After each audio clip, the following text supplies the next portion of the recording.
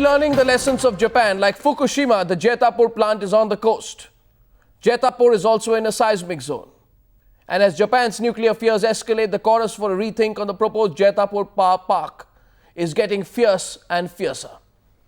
Today, Union Environment Minister Jairam Ramesh just hinted at a rethink. But there has been no total clarity yet on this issue from the government.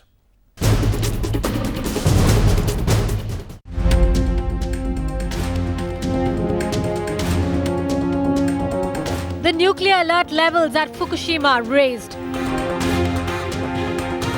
The threat of a meltdown in Japan's nuclear reactor increasing.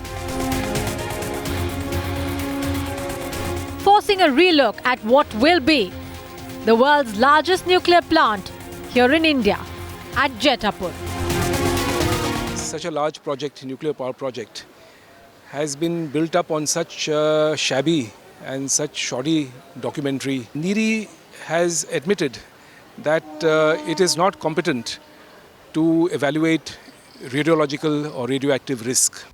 As the Jetapur debate reignites, activists have raised fresh concerns, claiming that the French Areva reactors that will be used in Jetapur have not been tested anywhere else in the world. Concerns have also been raised on the location. Though the government maintains Jetapur is located in a moderate risk seismic zone, some experts argue the quake risk is much higher. Activists also say the clearance given to the nuclear plant is hurried and incidentally based on a 1989 study as opposed to any new ground research. Also, most importantly, was it actually strategic compulsions over safety concerns that led the government to go ahead with Jetapur despite serious concerns being raised? It has been designed on the basis of existing nuclear power plants which are operating for more than 10 or 20 years from so. The French firm Areva, they are clearly negating these concerns. However, protesters who've been opposing the Jetapur nuclear power project cite documents such as these, where two major creeks surrounding the Jetapur plant have been simply omitted to get quick clearances. The Jetapur project also suffers from secondary research which is almost 2 decades old. These studies putting more pressure on the government for a rethink. The Nuclear Power Corporation is relooking at all its safety systems, relooking at design. The Environment Minister may put the onus on the government agency. But other nations across the world are taking more drastic steps. War dergestalt, dass die Kernkraftwerke, die vor dem Ende des Jahres 1980 in Betrieb gegangen sind.